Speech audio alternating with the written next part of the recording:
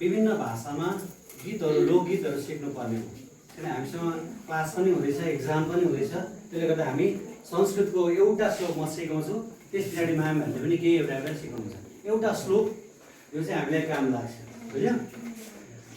यसलाई म भन्छु त्यसलाई रिपिट गर्ने ल। अभिवादनशीलस्य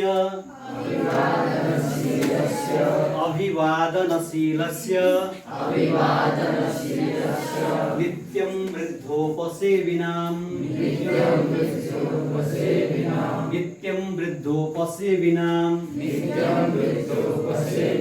चत्वारि तस्य वर्धन्ते आयुर्विद्या यशो बलम्। अभिवादनशीलस्य